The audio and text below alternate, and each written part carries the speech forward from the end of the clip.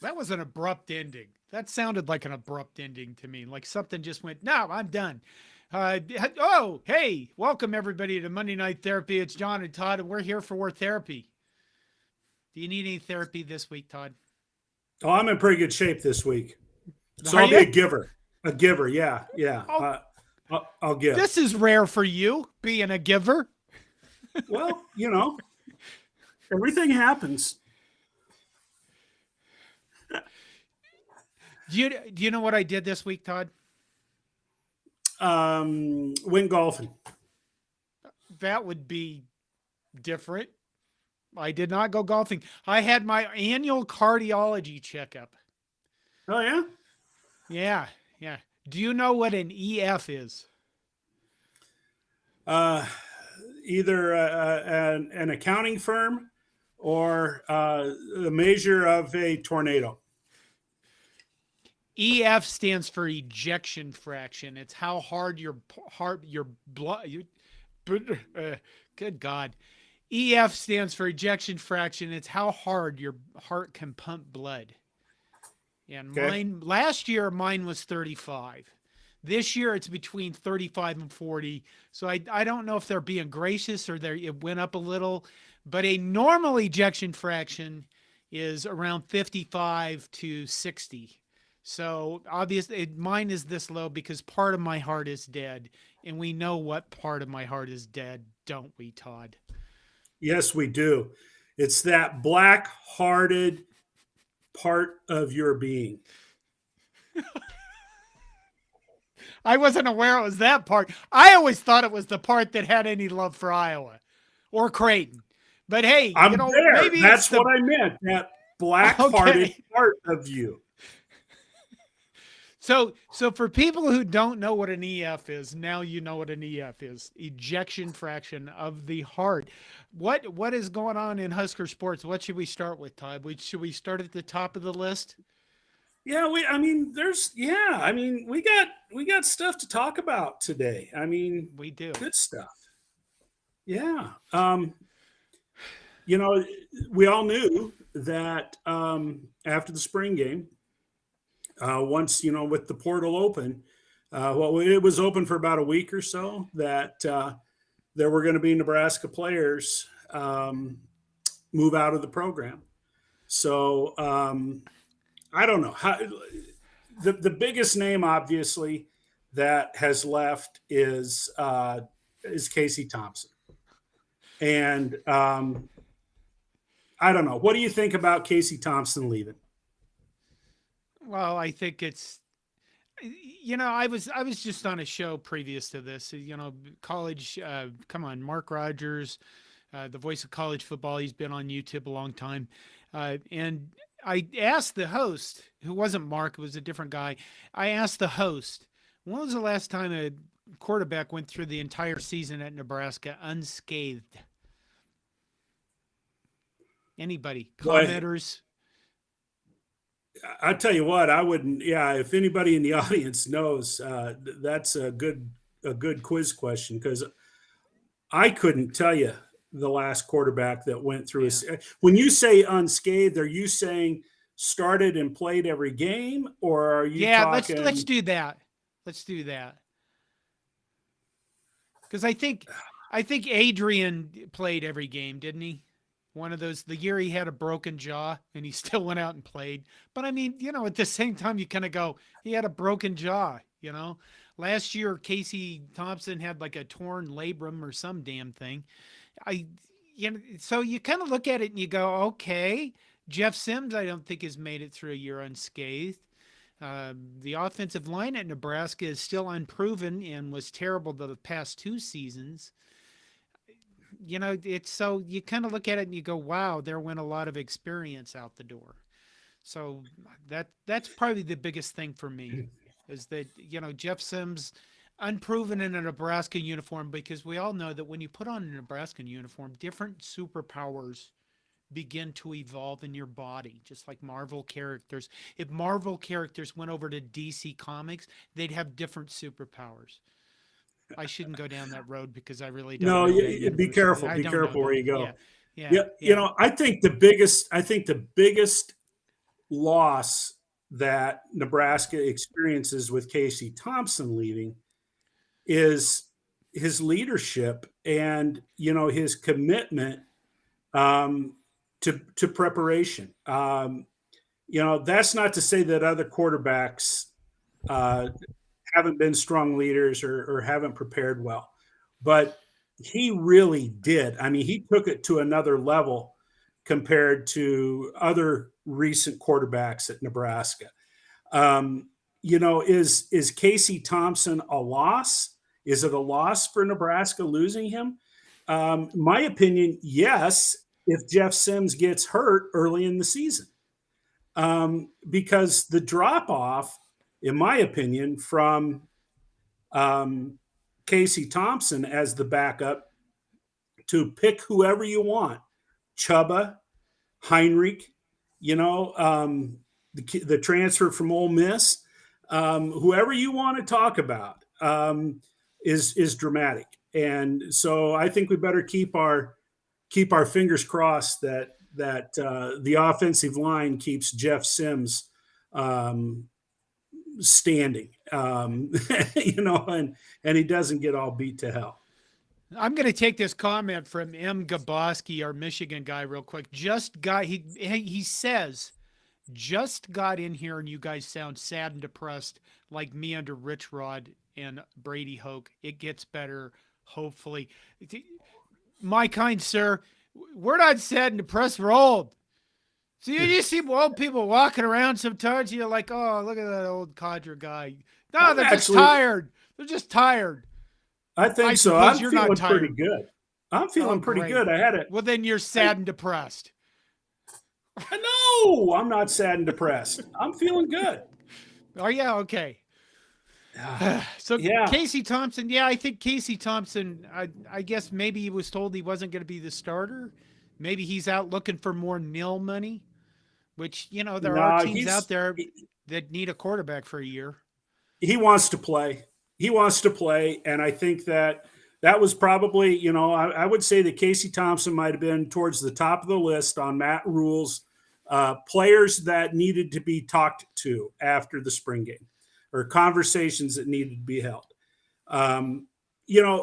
I have no ill will about Casey Thompson. I thought Casey Thompson, he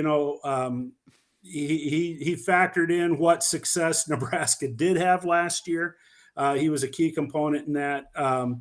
But you and I talked about it last week. Jeff Sims is going to be just fine as a quarterback. And we always will preface it with, I really hope he can stay healthy. I really hope he stays healthy. Well, what do you think about Chuba as a backup?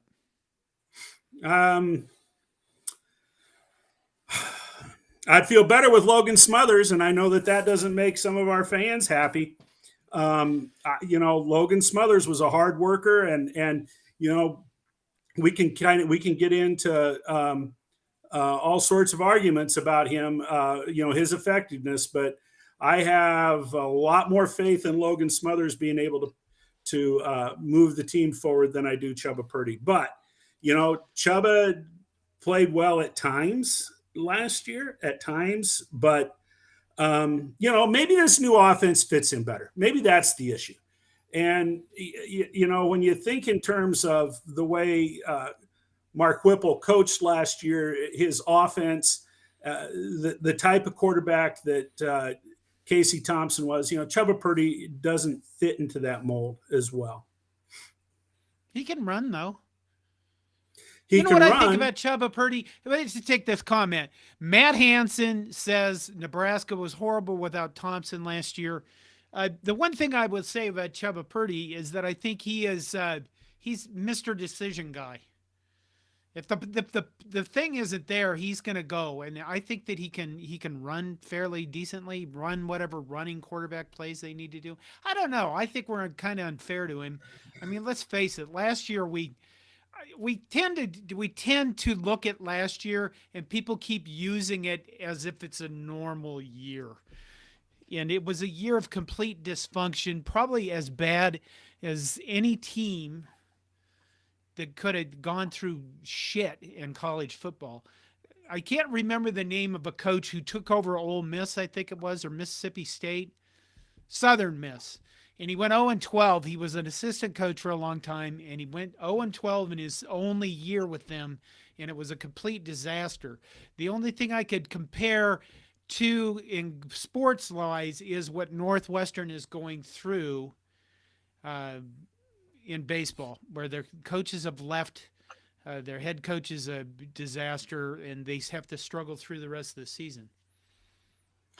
Well, Chubba Purdy, like right now, at least what I've seen is he's the second man up. He's on the depth chart. They have Chubba Purdy number 2 apparently, and they've got Heinrich Harburg number 3. And Chubba Purdy is not his brother Brock. They are two completely different kinds of athletes, two different kinds of quarterbacks. And I think sometimes we have expectations because of his last name. And, again, I agree with whomever kind of said it, that Purdy's kind of an enigma, and maybe the jury's out a little bit on him. M. Gaboski says, who played against Michigan last year? He was horrible. It wasn't Thompson. It was Purdy. After I just got done talking him up a little bit, Michigan guy comes in there, bam. Yep. Okay. Yep. Well, all I want to say is maybe give the guy a chance. And we'll see what happens. Yeah. Well, the next one, we kind of got a list here, and I don't know that we'll talk about is the rest of these guys that are moving on as much as maybe Casey Thompson. I think, obviously the starting quarterback from the previous year, that's a big name. And, Michigan State, their starting quarterback from last year, he's gone into the portal. And as M. Gabowski, two great thinkers think alike. Noting that Peyton Tomey is out of the portal. A.J. Allen, to me, of all of the Nebraska players that are leaving, that is the biggest loss in my opinion. And, really? A lot of people, I believe that because, while there are people that say, oh, the running back room was so deep, we've got plenty of running backs. And some people said, well, he's sitting behind, he's maybe sitting number 4.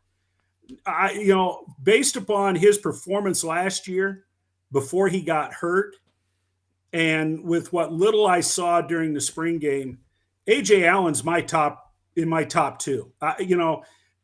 Say all you want to about, some of those other guys coming back, but Gabe Ervin, A.J. Allen, in my opinion, those are the 2 best running backs we have coming back. I think this one is going to hurt. I think that maybe we won't know how much it hurts because he's not here. But I think that his potential as a running back is so much higher than Anthony Grant. I agree with James. This one's tough to swallow. You have to read it. When you take a comment, you have to read it out because people listen to the podcast portion. Okay, James Marshall says A.J. Allen was due a breakout year. And I agree 100% with James Marshall. Fred Sacco says A.J. Allen was really talented, but we still have decent depth at running back, quarterback, O-line depth. Brings me back to us being lucky to get 6 or 7 W's. And I don't dispute with Fred that we've got depth, but I would rather have lost Anthony Grant or Ramir Johnson Ramir than Johnson. Hey, I think aging, that's my opinion. Okay. So I think that Ramir Johnson is the best overall back. I really do. I think he's shifty. He's quick. He's got a little bit of power. Probably maybe not as much as Irvin, but I think Ramir. I get rid of him. I ought to come over there and give you the what's for that comment about Johnson. I think Johnson is exceptional. I don't think he'll be the starter. I think that Fred Sacco says, geez, Todd, you just made John clutch his imaginary pearls. He did. What the hell? Get rid of Ramir Johnson? We're lucky we're not in the same room, buddy. Owen Walker says, I agree with you, Todd. He had so much upside. He had still 4 years to play. I felt like maybe he had overtake the number 1 over Grant last year if he'd stayed healthy. I agree with that. I agree with that statement. He was starting over Grant. He was getting more carries than Grant was last year before he got hurt. He didn't dance around and look for an imaginary hole that didn't exist. No, he was one step and gone. And that was fun to watch. And he was a pretty good sized guy. Gabe Ervin now to me, Gabe Ervin is going to be the one. He's going to be the one that's going to carry the load. And Ramir. I've lost faith in Anthony Grant. Now watch, it'll come down to Anthony Grant this year, and he'll gain 1,000 yards, and Todd will look stupid. But James Marshall says Allen had the ability to overcome a bad line. Grant doesn't. It's like you guys are ganging up on me. The difference between Anthony Grant early in the season last year and late in the season last year is early on, Anthony Grant could get some yards when he was carrying the ball because he was going straight forward. I mean, he was when he saw what little crease he could find, boom, he was there. Then it became later in the season. Somehow he developed this mindset that I've got to completely carry the load. And he became a dancer, I mean, he got, quick feet back there and he did more dancing than he did running. So, you know why that is, Todd? You know why that is? Well, the way I see it, the reason why is because his favorite athlete of all time was Sugar Ray Robinson. And very few people realize that Sugar Ray Robinson, perhaps the greatest pound per pound boxer in American history, had a career after his boxing career was over, and he became a dancer. And if Sugar Ray Robinson is your favorite athlete and you want to live and the kind of life he did, then, dancing makes sense. So yeah, that's why he did it. Wow. That was a really good pull it out of your ass thing. I was going to go with shell shock. He's shell shocked of constantly looking up and go, no hole again. God, why? And then, and you come up with Sugar Ray Robinson, the dancer, for God's sakes. I guess that shows where we are. Hey, okay. Fred Sacco, bring up Fred's last comment there. Oh my God. What? I missed it. Well, okay. Fred Sacco says, to be honest, we don't have a running back that can overcome what our O-line has shown Barry Sanders couldn't. I think Anthony Grant tried to be Barry Sanders last year. And I know Barry Sanders, and Anthony Grant, you're no Barry Sanders. Wow. Had to go with that one. Okay. Vince Watson says Houseman, the linebacker who left for Michigan, Mr. Gaboski, and Allen were standouts of the 22 class, now both gone. Sounds like the same worn out song all over. Well, it isn't because we have Matt Rule now, and he's winning. He is the 2023 national champion of the offseason. I think There that you go. can anybody disagree with that? Matt Rule is the 2023 offseason national champion. I don't even think it's close. Well, we can take it. We can claim it. You know, the next one on my list, and this kind of goes into what Brian Hula says. The next one we put down, Stephen Wynn. I think Stephen Wynn is the third. You know, if I were to group the people that have left, you know, who are the ones that we would sit here and say, dang it? Well, I think Stephen Wynn would fall into the dang it category. You know, depth has gotten better on the defensive line, but you know, it's you can't have enough defensive linemen, and you see somebody like Stephen Wynn go. Was he just you know, taking Brian, it? Was he just a body though?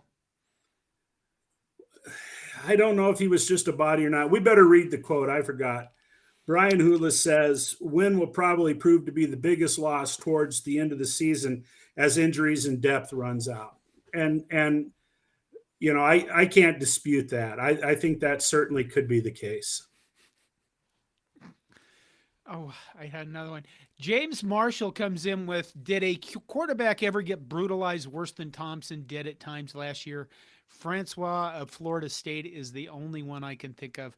That guy at Florida State, he got the shit beat out of him. Adrian Martinez got brutalized. We Well, were witness to some of the worst brutality I've ever seen.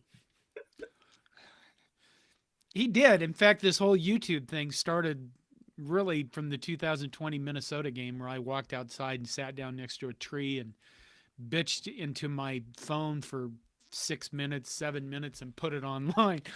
And one of the things I stated very specifically in that video was Bryce Benhart, if you can't fucking block somebody, hold them because they don't call holding.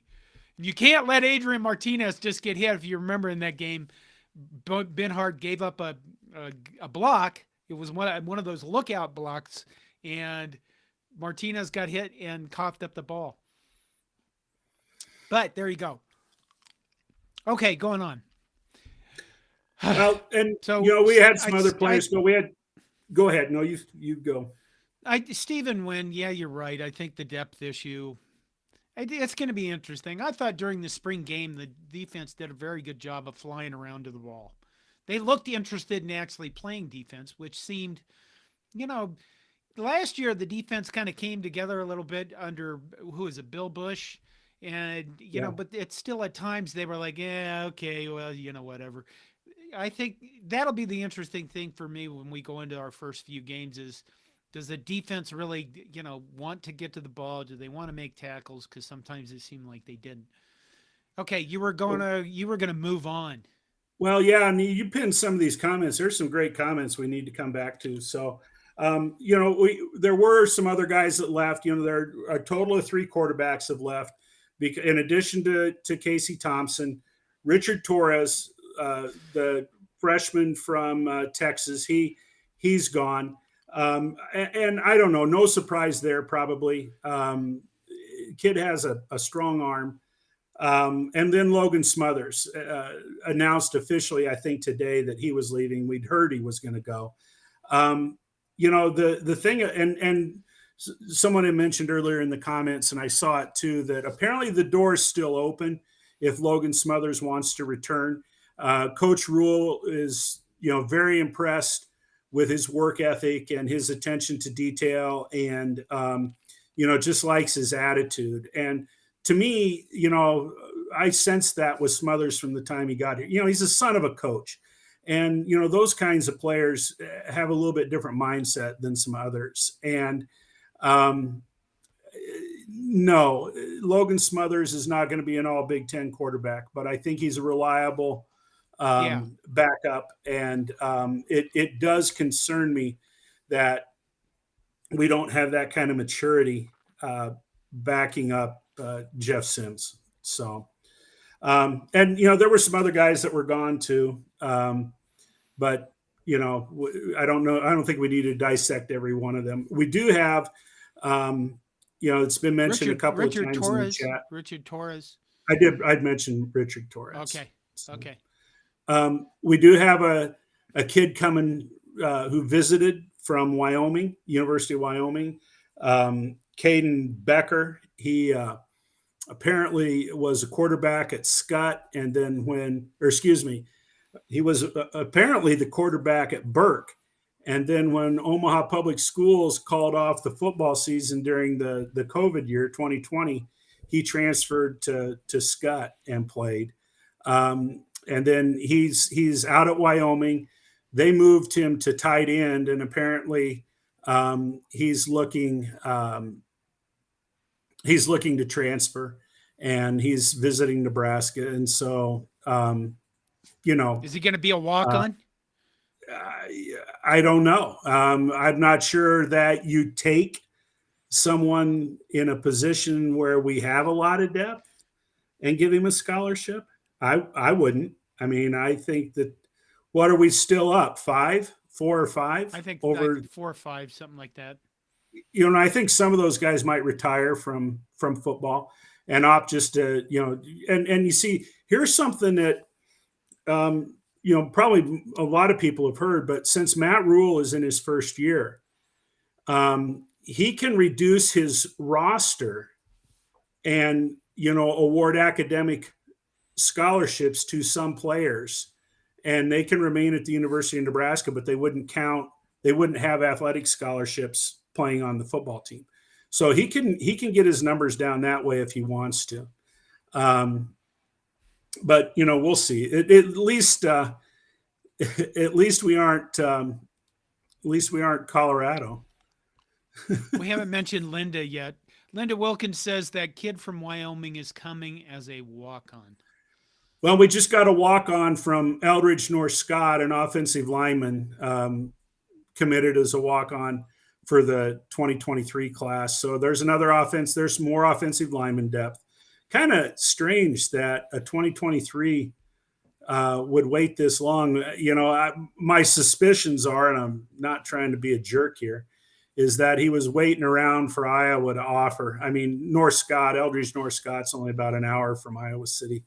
My guess is he was waiting for something from Iowa City and it didn't come through. And so he wanted to say, F you, Iowa, I'm going to Nebraska. You know what? Maybe he was one of those guys like me that waits until the last minute to do everything. Oh, it's kind of like his mom said, are you going to decide to go play football somewhere? When are you going to do this? Don't you think you probably ought to do something here pretty soon? Yeah. Okay. What do we got next? No. Well, see, this is where we need to bring in the Minnesota, Michigan, Iowa people and figure out how to get them on the show and stuff like that. Well, we can laugh at Colorado for a while. I'm reading them. I'm kind of keeping my eye on the comments, and there's people that are paying closer attention than I have been. Someone remarked maybe that there's only 51 players. 51 players 50. On the roster. No, there's less than that. There's less scholarships. 13 left Nebraska, and 51 have left Colorado. Right. Okay. Yeah, I get that, and maybe I misread it. I wasn't looking at it that close. Dion said that was going to happen. I mean, no one should be shocked that roster has turned over like it has. Now, prime time, Coach Prime, I mean, he is who he is. But he did say coming in that with as bad as his football team's been, we're bringing in new players. So, yeah, I don't know. I am glad that the man that we have running the football program at Nebraska did not come in with that kind of a mindset. Fred Sacco says, I heard Dion entered the portal too, just to test the waters. Could be true. Could be, it sounds like an option or a perspective. I mean, what we could do. Uh, Colorado is going to be interesting. Minnesota has lost a fair number of portal transfers too, including I think a really good defensive lineman, and Trey Potts went to Penn State. Um, okay. Anything else about football? We got to be missing something. Transfer portal. We're moving into the off season.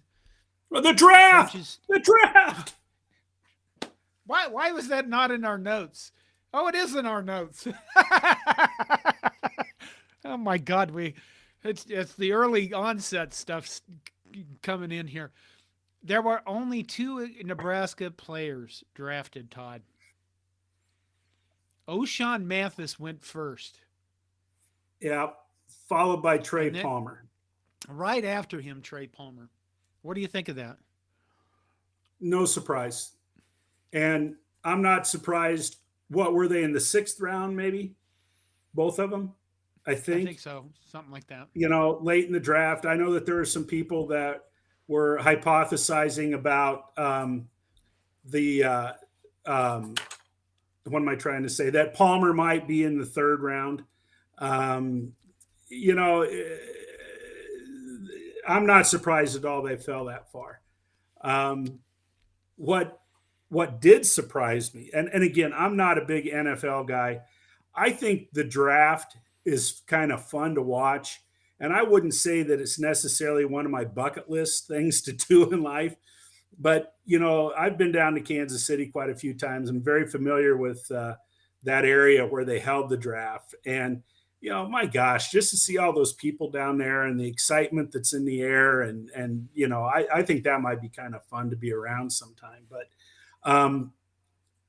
what surprised me the most was that that Van Ness kid from Iowa was drafted before Captain Jack from Iowa. And, Iowa had that, they also had the Laporta, the tight end, get drafted. Tight end. And Riley Moss? Are you kidding me? I mean, that one is a head scratcher for me. But Captain Jack. Did Riley Moss not get drafted? Yeah, he did. He did get drafted. But I guess. Okay, go ahead. I don't. Riley Moss, one of the top wide receivers in the Big Ten Conference. Was he? I thought he was. No, he was a defensive back. Wasn't he? No. Now you got me all. Now you got me all confused. Yeah. Well, Iowa ended up having 6 guys. I think 6 guys drafted. And Moss was a cornerback. Okay, my bad. All right. And he was very good. Okay, my error. But cleansing breath. The fact that they had 6 guys draft and we beat them, that makes me feel good. But you find your victories. But true. Captain Jack Campbell, that guy's a stud. He's a stud, and the Butkus winner. And I figured he'd be a 1st round pick. But can we go? Okay, that Iowa dude in the 1st round got drafted by Green Bay, and when that came up, my family was sitting there. My son and I, and my Heidi, Mrs. Coordination, was watching the draft together because that's how little lives we have. But that Green Bay pick came up, and I was like, should I smash the TV now? Because I don't even know who that guy is, and I follow college football. And then Sam Laporta is a good tight end for Iowa. He is a good tight end. Yeah. Noah Fant was a 1st rounder and a good tight end for Iowa. And those guys were the guy that went the 1st round to Green Bay was barely utilized by Iowa. Noah Fant was almost never used that much by Iowa. Sam Laporta was really not used that much by Iowa.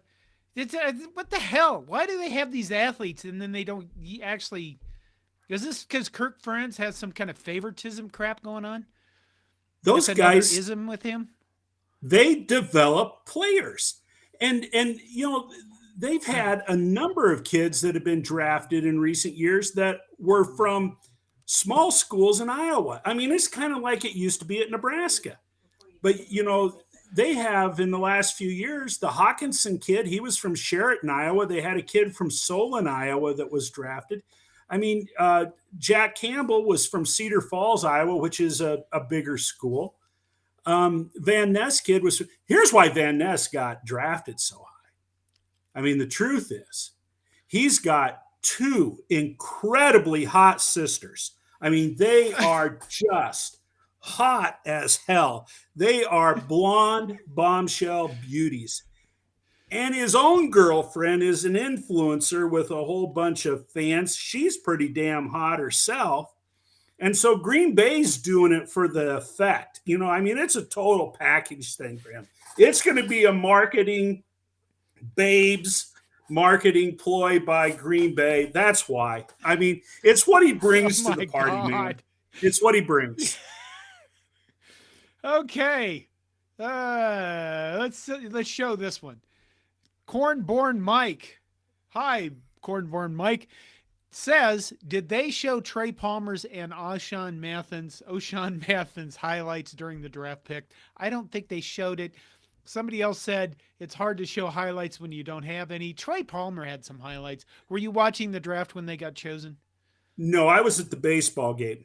Oh, that's right. Yes. Yeah. I was. Yeah. I wasn't watching that part of the draft either, as I was working on research for the next history video I'm going to do. The Nebraska highlights I saw in the draft was when Captain Jack got drafted, and he was just throwing Nebraska Cornhuskers off of him like fleas. So that's all I saw of Nebraska highlights, unfortunately. Dion Pryor says 2 guys drafted and they were portal guys. We got a crap team. Yeah, that's kind of funny that this year that the guy we fired developed no players whatsoever to get into the NFL draft. That needs to change. And that needs to change. I hate the Hawkeyes. Forward. I hate the Hawkeyes as much as the next guy. But and I wouldn't want Kirk Ferentz to be a head coach of a team that I followed. But that coaching staff has a reputation of taking hardworking, 3-star kind of players and developing them into quality NFL players. I mean, it's kind of like it was in Nebraska back in the day. I mean, you can go around Iowa now in the small towns of Iowa. And, in Applington and Parkersburg, they had 3 NFL players from those 2 little towns, and they've contributed money up there, and they got their pictures all over the place, and they're all Iowa Hawkeyes that have been developed. Whoa, I missed the comment. Brian Hula says, blah, ha, ha, Todd with the true facts. And then Linda comes in with a comment. So because we all want to see Todd burn himself down, Linda Wilkins asks, Todd, would you like to explain your requirements for hot? And since it's the off season, these kinds of things fly. Otherwise, I mean, if it was football season, we'd be talking full-time football here, but it's the off season, Todd. So what is your requirement for hot? I'll tell you what, if they're in that ballpark, 5'10", 5'11", and about 125, 130 pounds, and the curves in all the right places, blonde hair down to their belly buttons. I mean, my goodness gracious, that's what Van Ness's sisters look like. Okay. That wasn't okay. We'll move on. I won't press you. I'll be a nice guy, and I won't press on. Let's see. Thank you, Matt Hansen. Hot. You know it when you see it. There you go. There you go. He's much Matt's better comment. Than I am. Matt will become my voice. All right. Let's move to volleyball. Matt Hansen also says, John, I'm excited for your next History of Football installment. They've been really good. Thank you very much. Okay, volleyball. You know what? I'm going to put a pitch in for that. I'm going to put a pitch in for that too. If you haven't watched John's history videos, each one is better than the one before. He's getting better with the production quality, and they are doggone informative. It's now, of course, I'm a history geek, so it it doesn't take a whole lot to fly my rocket, but it's good stuff, and he does a nice job. So I strongly encourage you to watch the videos that John's making. Thank you. Roger Moore comes in with a comment. Volleyball is hot. My God, they Oh are. yeah, baby. Volleyball had their spring game or their spring showcase in Central City. Yep. And they won. They swept who? Wichita State, I think it was. Wichita State. Yeah. And it was a fun time for all that went to Central City, and people were complimentary of the city of Central City. And I don't know if I've ever been there. Central City is a neat little town. Neat is town. It? You've been everywhere, man. Cross the deserts, I've been there, everywhere, man. Cross the deserts, bare man. I breathe the country air, man. I've been everywhere. What else is going on with volleyball? Well, there's this. I think back to the Central City game. Apparently, we got some pretty good freshmen. We got some good freshmen. But are they hot? I'm not getting into that because they are University of Nebraska athletes. I am not getting no. I draw the line. I thought I'd draw you in there and just catch you off guard. You're trying to reel me. Yeah, you're trying to get me in trouble is what you're trying to do. Okay, so Central City volleyball. I'll tell you what, we're on a track. The freshmen apparently are loaded for bear. And it sounds like they got a lot of playing time in this game. And what's encouraging is that you take freshmen that have confidence, that can play at a high level. They're not going to be intimidated by anything. I think this Nebraska volleyball team could be doggone exciting in the season coming up. I think everybody's worry was going to be, are they going to be able to produce at the setter position? And it sounds like we got a freshman that is going to be able to step up and play. And it sounds like Kennedy Orr played well now that she's healthier. So I think we're in good hands. And John, do you have your ticket to Volleyball Day in Nebraska? No, because it's the night before the Minnesota game here. Well, not here, but here. Should stop pointing at my pants. We're just going down the tubes here. No, I didn't. The Minnesota game is here the next day. So, well, I hope to be there for the Minnesota game. Okay. But true confession. Hell, I knew the tickets were going on sale, and I kind of figured that I might be able to pick one up at the gate. 80. You didn't really think that, did you? No, I seriously did. I figured that they would sell 45 to 50,000 tickets. I mean, think about that. 45 to 50,000 tickets is a big deal. That's more people than go to some Division I football games. Okay, are people going to this to watch volleyball? They're going there to be part of the event. Exactly. This is like the spring football game. It's bigger social than the event. spring football game because it counts. I know that, but in comparison, it is a social event. It's something fun to go do that centered around a sport we all love. Look at this. How many other podcasts or YouTube shows are you watching for Nebraska where they're regularly wearing volleyball stuff?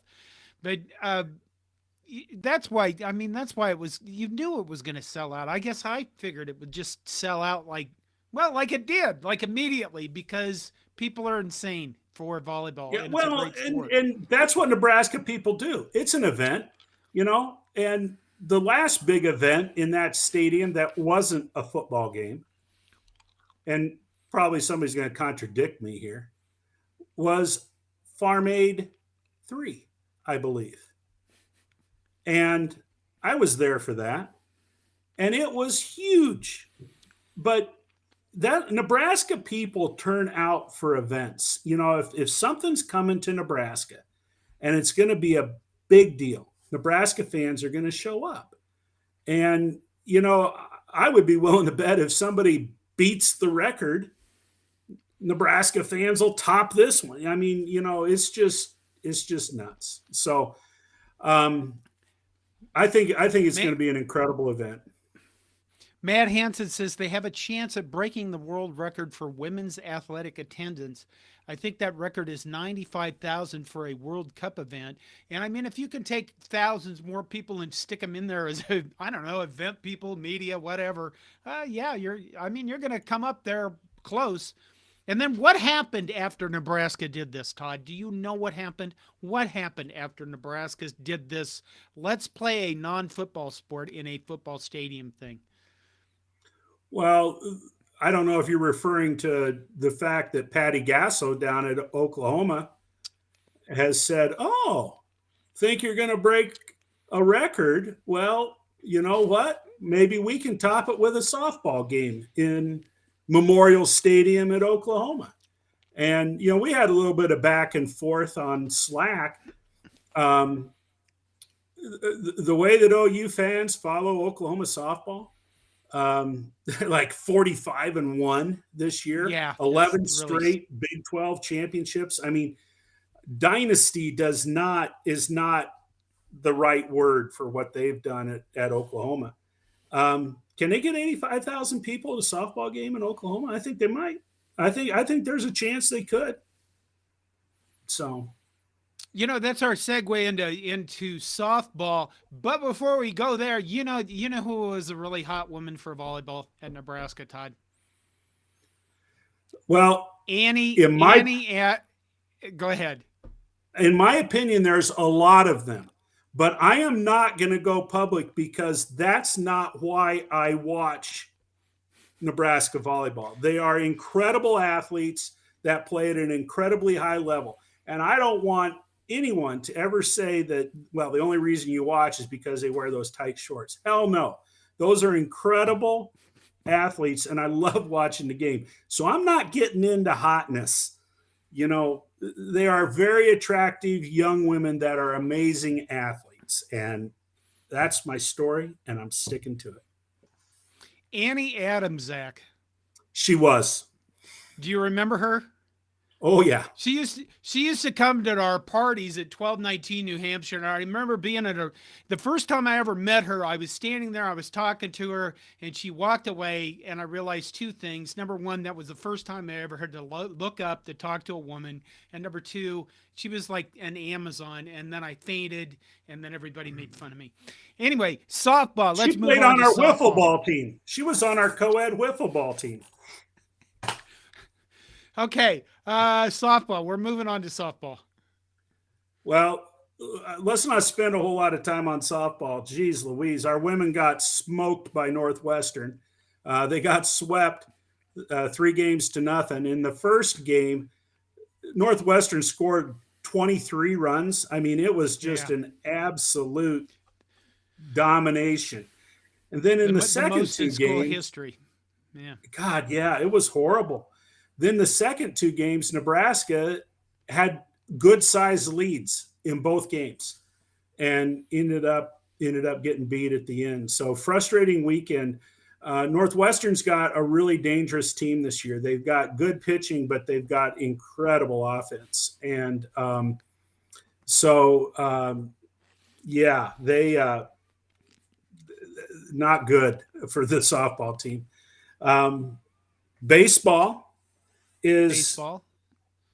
Baseball now has entered into its Jekyll Hyde part of the season. Last weekend, my chin was dragging on the ground.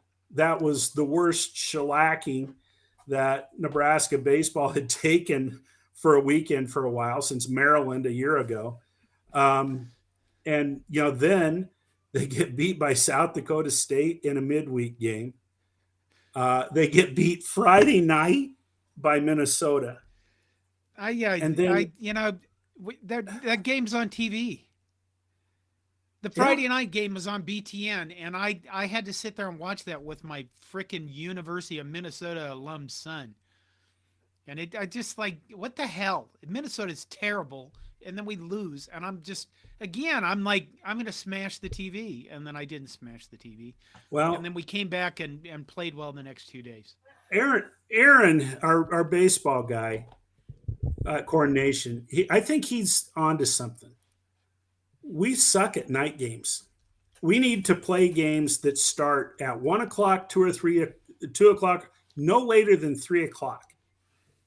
I wonder what our record is when we play those games in the afternoon. It's got to be better. But, holy smokes, on Saturday, Nebraska just looked outstanding. It was nice to see Jace Kaminska come back. He threw a very, very good game.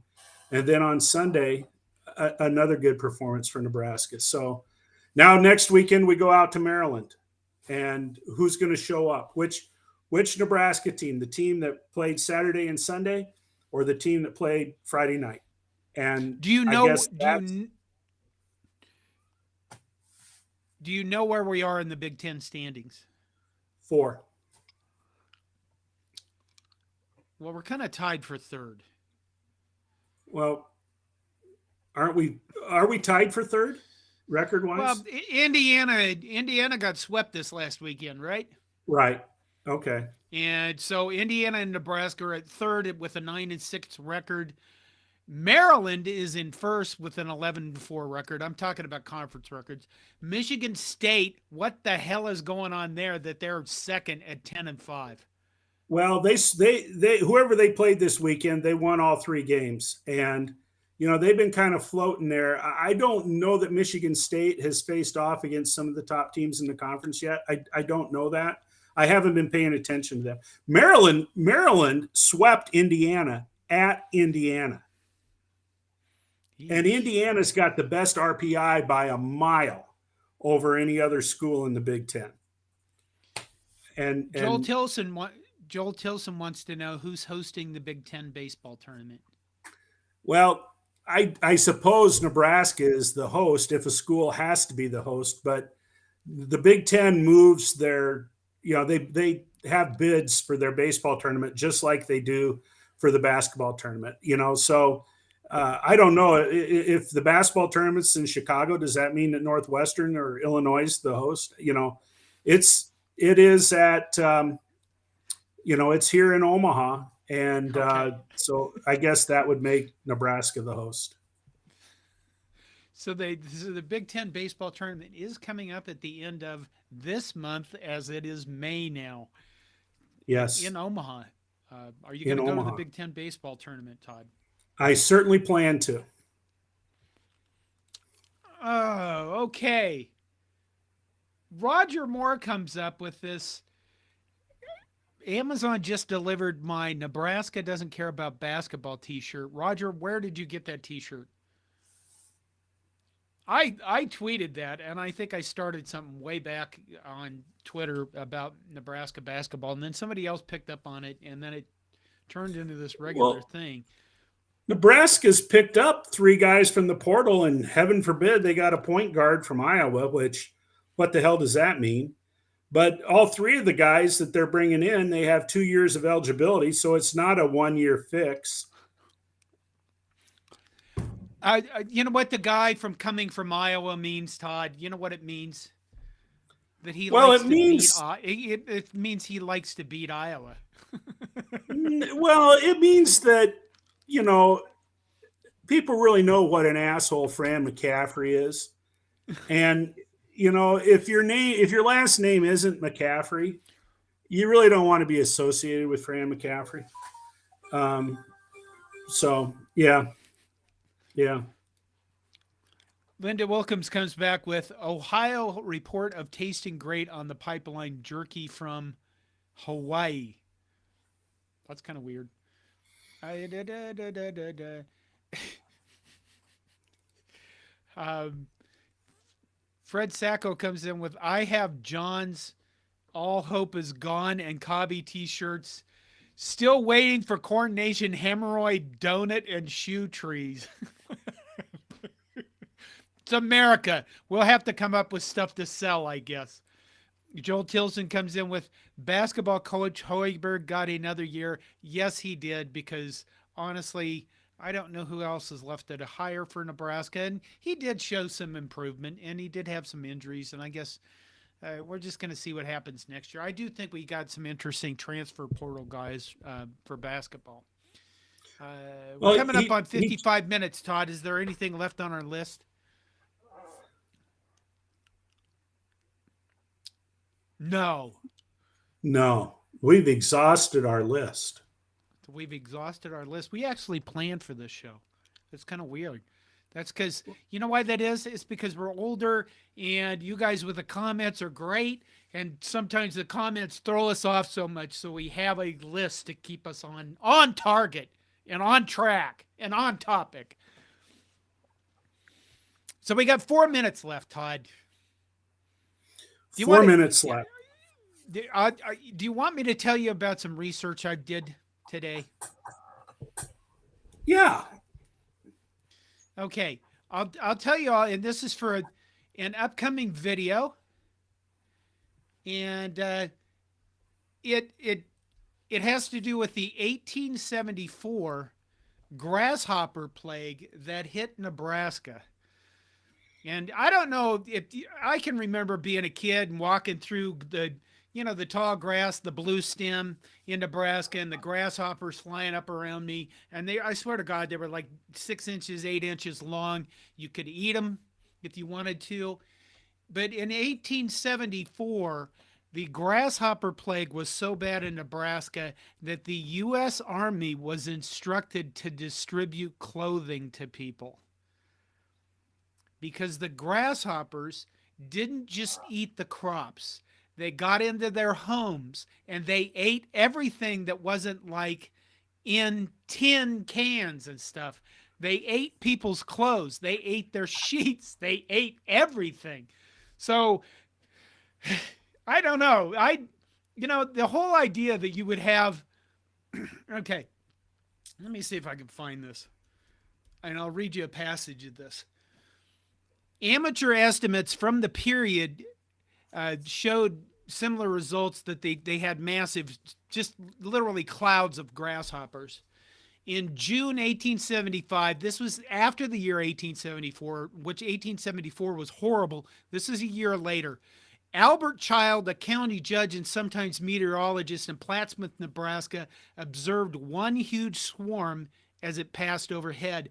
By telegraphing for reports from surrounding towns and timing the rate of movement as the insects streamed by for 5 days, he estimated that the swarm was some 1,800 miles long and 110 miles wide of grasshoppers, locusts. I mean, my God, can you imagine anything like that? Okay. But that was part of the stuff I read today and went through today. I can't imagine, living through that. Yeah. Well, thus the bug eaters. There you go. You get a clue on the next video. I thought I'd do one about Nebraska. All right. Is there 59? We got 1 minute left. Is there anything else going on that we need to know about? What are you doing this week, Todd? Are you doing anything exciting? Yeah, I am going to be in Kearney, middle of the week. And got a couple work days out there. And then my favorite Nebraska town. Yep, I know. I need to start need to start investigating a little more. I don't think so. In Kearney.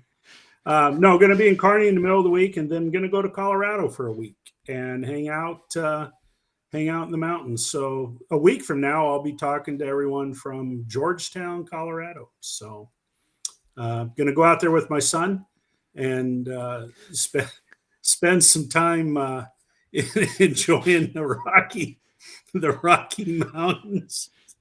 Or it's going to be too cold for wet t-shirt contest, Fred. Well, We're gonna let well, I was gonna let that go. I was gonna let that Fred comment go because I think we buried ourselves a little bit enough from this. I don't even know if I'm doing. I'm gonna try to get a video out this week, a history video out this week. That's what I'm going to do. Okay, we have hit an hour. And you know what I think we'll do? I think next week we'll try to bring in a guest, and we'll try to bring in somebody from one of our fellow Big Ten teams to talk about their team and how they're losing the 2023 offseason to us. You had one more point, Todd. Oh, I was just going to, I should have mentioned earlier when we had time. A number of Nebraska wrestlers did. This last week was like wrestling heaven out in Las Vegas. They had all of the U.S. championships, men's and women's, Greco, freestyle at the various age levels and stuff. And, you know, a number of Nebraska guys. Tyler Berger, former Nebraska wrestler, he won in the open level. And then, I'm blank on his name, but we've got a recruit coming in that won in under 20 division. So, yeah, good stuff. Good stuff with the wrestling team this weekend too. So, Esther, it's time to eat. Time to brush your teeth. Yeah. So there you go. Everybody got a shot of the dog. Okay. There you go. I don't know anything else. Good night, Todd. I don't either, John. Good night. Just think.